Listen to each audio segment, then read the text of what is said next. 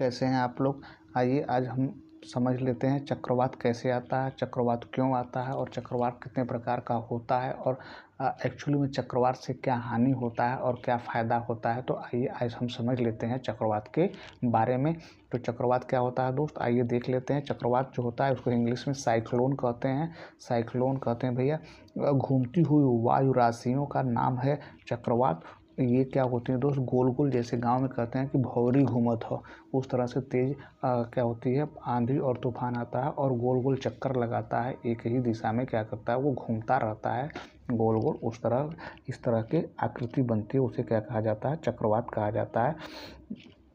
देखिए उष्णकटिबंधीय चक्रवात हैं ये वायुमंडल में या तूफान है, वायु संगठन या तूफान है जो उष्ण कटिबंध में तीव्र एवं अन्य स्थानों पर साधारण होते हैं। इसकी प्रचुर वर्षा होती है क्योंकि आंधी और तूफान दोनों लगते हैं। इसमें बहुत तेज़ की हवा होती है और आंधी तूफान दोनों होता है, पानी भी होता है, जिसके कारण क्या होता है कि अस्त व्यस्त जनजीवन हो जाता है। आंधी भी आती है और उसी स्पीड में पानी भी बारिश भी होती है और इतनी तेज़ हवा होती है दोस्त कि ये क्या होती है, पेड़ उखड़ जाते हैं, बहुत बड़े बड़े जो भी पेड़ हैं और बहुत सारे ऐसे बिल्डिंग वगैरह हैं जो भी कि क्या क्षतिग्रस्त हो जाते हैं इतनी तेज़ की ये चक्रवात आते हैं, साइक्लोन आते हैं।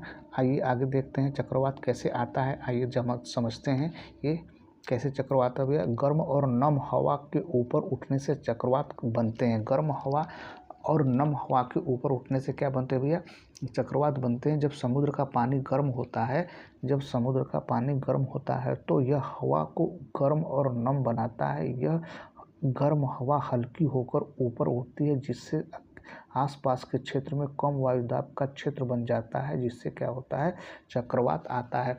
मतलब कहने का ये है दोस्त कि समुद्र में जब समुद्र में गर्म और नम हवाएं एक दूसरे से मिलती हैं तो जो गर्म हवाएं होती हैं मित्र वो ऊपर को उठने लगती है और जिससे क्या होता है कि ये वायु राशियाँ हवा के रूप में परिवर्तित हो जाती हैं और जिससे क्या होता है भारी तूफान आता है। आइए समझते हैं तूफान और चक्रवात में क्या अंतर होता है। आइए समझते हैं दोस्त तूफान और चक्रवात में क्या अंतर होता है। तो अटलांटिक और पूर्वी महासागर में उष्णकटिबंधीय चक्रवातों को आमतौर पर तूफान कहा जाता है, जो कि क्या होता है अटलांटिक और पूर्वी प्रशांत महासागर से उठने वाली हवाएं जो तेज होती हैं उन्हें क्या कहा जाता है मित्र, उसे तूफान कहा जाता है। पश्चिम प्रशांत क्षेत्र में बनने वाले उष्णकटिबंधीय चक्रवात के लिए आमतौर पर टाइफून शब्द इस्तेमाल किया जाता है। हिंद महासागर और ऑस्ट्रेलिया के आसपास उष्णकटिबंधीय चक्रवातों को सिर्फ चक्रवात ही कहा जाता है।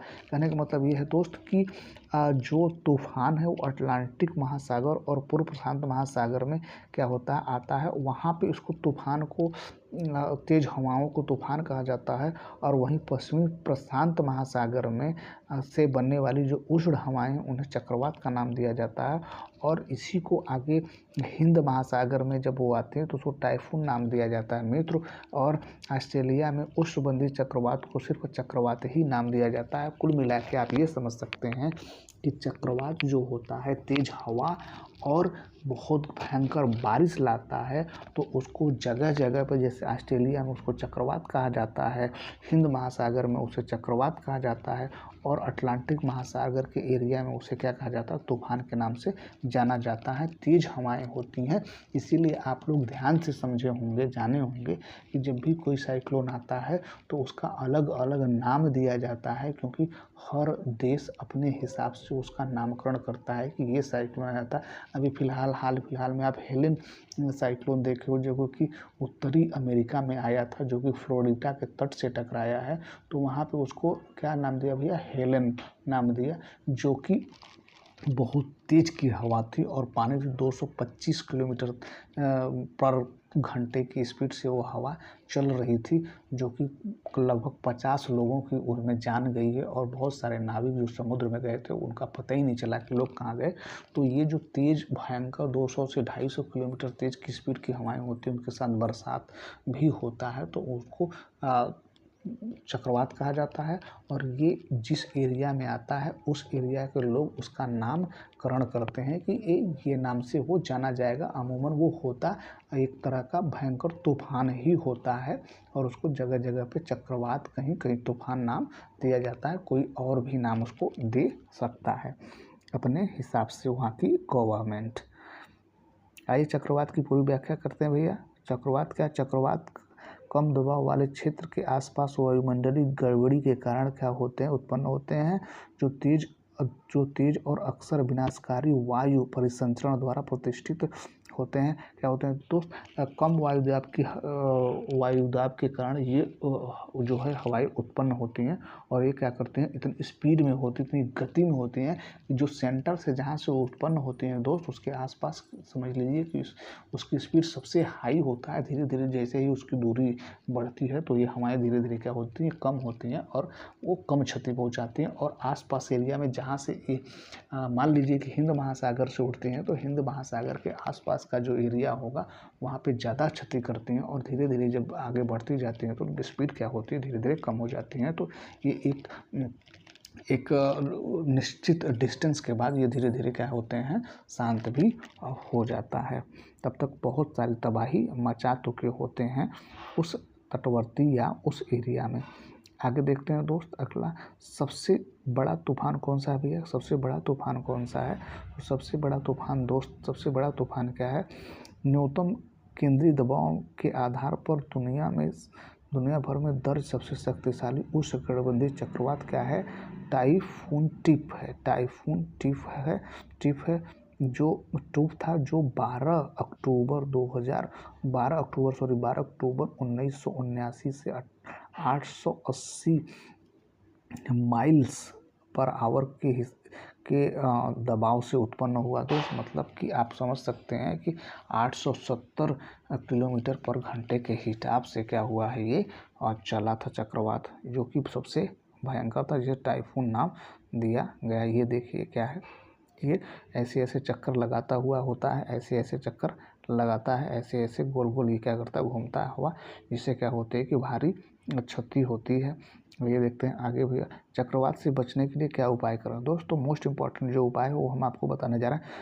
तूफान के दौरान घर से बाहर ना निकलें जब तक ऐसा करने के लिए कहा न जाए। यदि सरकार की ओर से ऐसा करने के लिए सलाह दी जाती है तो नज़दीकी आश्रय स्थल या कोई सुनिश्चित स्थान पर जाएं, क्योंकि भयंकर तेज हवाएं चलती हैं, जिससे क्या होता है कि आपके ऊपर कोई सामान गिर भी सकता है, पेड़ भी गिर सकता है, मकान भी गिर सकता है, आप खुद भी उड़ सकते हैं, क्योंकि हवाएं इतनी तेज की होती हैं कि आपको भी उड़ा ले जा सकता है। इसलिए सरकार द्वारा ये आदेश दिया जाता है कि आप जब तक कोई आदेश ना पारित किया जाए, जब तक कोई आदेश दिया ना जाए, जब तक कोई सूचना न दी जाए, आप जहाँ हैं वहीं सुरक्षित पड़े रहें।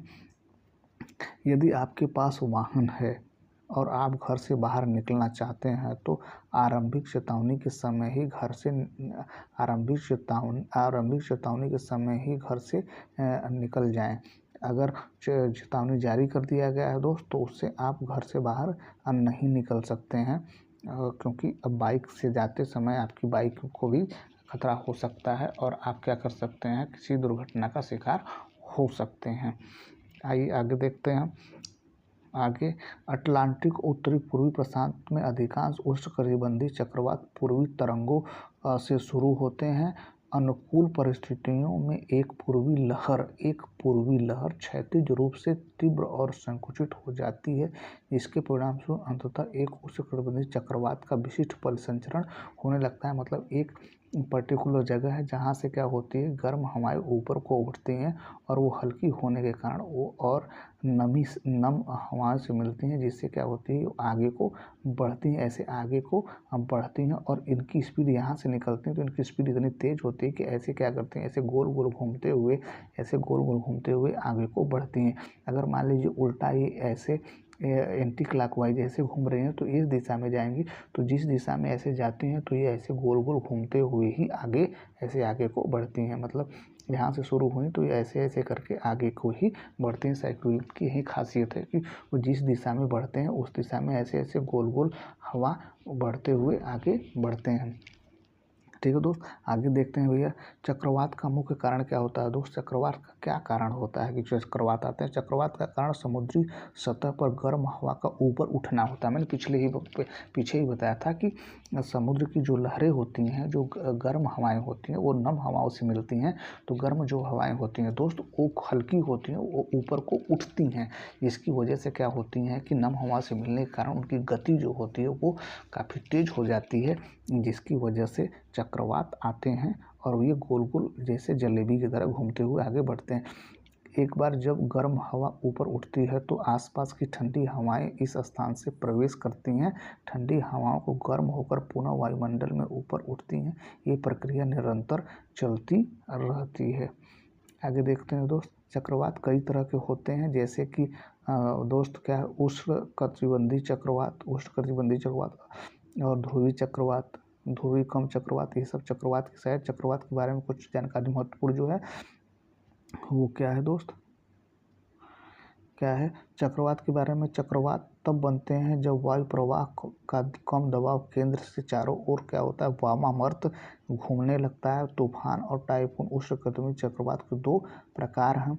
अटलांटिक और पूर्वी उत्तर प्रशांत महासागर में तूफान आते हैं, जबकि उत्तरी पश्चिमी प्रशांत महासागर में टाइफून आते हैं। ठीक है दोस्त, तो ये सब नाम दिया गया। तूफान तो एक ही होता है, लेकिन जो जहाँ पे आता है उस तरह से वहाँ का नामकरण किया गया। आइए कुछ जान लेते हैं महत्वपूर्ण जान लेते हैं। अपने स्थान और तीव्रता के आधार पर एक उष्णकटिबंधीय चक्रवात के अलग अलग क्या होते हैं, नाम होते हैं। तो मैंने जैसे पहले ही बताया कि जहाँ पे जो तूफान आता है उसकी वहाँ की सरकार, वहाँ के लोग उसका नाम दे देते हैं। जैसे ऑस्ट्रेलिया में आता है, जैसे कि अभी अमेरिका में आया था, तो अमेरिका में जो तूफान आया था भैया उसका नाम हेलेन रखा गया। तो ऐसा तो कोई था नहीं पहले से कि नहीं, सब लोग जानते थे कि ये हेलेन ही है। तो वो तूफान का नाम वहाँ की गवर्नमेंट जो होती है उस तूफान के नाम को नामकरण वो वहाँ की सरकार और वहाँ की जो पब्लिक है, वहाँ की जो एजेंसी हैं वो उसको नाम देती हैं। तो अलग अलग जगहों पर अलग अलग नाम साइक्लोन आते हैं दोस्त, तो उनको अलग अलग नाम से जाना जाता है। जैसे हरिकेन है, टाइफून है, ट्रॉपिकल स्टॉर्म है, साइक्लोनिकल स्टॉर्म है, ट्रॉपिकल डिप्रेशन है और केवल साइक्लोन है। तो ये अलग अलग, देखिए हमारे भारत में साइक्लोन नाम से जाना जाता है। देखिए उड़ीसा के तट पर एक बार अभी तितली आया था। तो ये सब नाम जो है हमारे देश की गवर्नमेंट और जो मौसम विभाग की एजेंसियां हैं वो नाम देती हैं कि ये तूफान आया है। लेकिन वो एक तरह का सभी कुल मिला के जितने भी चक्रवात हैं, जितने भी साइक्लोन हैं, सब एक प्रकार का भयंकर तूफान ही है।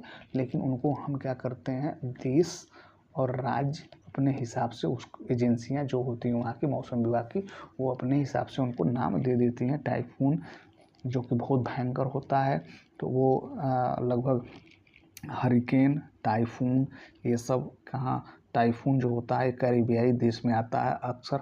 वहाँ पे वो उनका जो टाइमिंग होता है दोस्त वो फिक्स होता है। तो कुछ ऐसे तूफान होते हैं, जो कुछ ऐसे चक्रवात होते हैं दोस्त, जिनका टाइम फिक्स होता है कि नहीं वो इस महीने तक या इस महीने के अंत तक आते हैं। तो ऐसे ही हरिकेन का होता है। तो हरिकेन का जो टाइम होता है दोस्त वो क्या होता है, आपका जून और जुलाई के मंथ में होता है। तो जुलाई और जून के मंथ में क्या होता है, वो धीरे धीरे क्या होता है, धीरे धीरे प्रारंभ होता है। तो वहाँ पे जनजीवन पहले से ही जनजीवन प्रभावित होता है उससे, जिससे सरकार क्या करती है, पहले ही हाई अलर्ट जारी कर देती है कि इस महीने में साइक्लोन आने वाला है। और वो लोग पूर्वानुमान लगाते हैं कि अब तूफान आने वाला है, यहाँ तक पहुँचा है। और मौसम के जो वैज्ञानिक होते हैं वो पूर्वानुमान लगाते हैं। तो हाई अलर्ट जारी कर दिया जाता है कि यहाँ से कोई उड़ानें नहीं होंगी, यहाँ से कोई हेलीकॉप्टर नहीं उड़ेगा, कोई उड़ान नहीं हो, कोई गाड़ी नहीं चलेगी, सब लोग अपने अपने घरों में सुरक्षित रहें। तो ये सब आदेश जारी कर दिया जाता है, क्योंकि ये साल भर में नियमित होते हैं कि उस महीने में ये साइक्लोन वो आएगा ही तो आएगा ही, क्योंकि ये फिक्स होता है। और बहुत सारे ऐसे तूफान हैं जिनका कोई निश्चित नहीं होता, तो वो कभी भी आते हैं। लेकिन जो अमेरिका में जो कैरिबियाई देशों में आते हैं तूफान, तो उनका एक निश्चित टाइम होता है कि वो साल के इस महीने में आते हैं। तो हाँ, 2-4-10 दिन, 1 महीने का आगे पीछे हो जाता है, लेकिन ये फिक्स टाइम पे लगभग ये साइक्लोन आते हैं। तो दोस्त ये रहा ये चक्रवात से संबंधित प्रमुख बातें। उम्मीद है आपको समझ में आया होगा। तो ठीक है दोस्त, थैंक यू सो मच।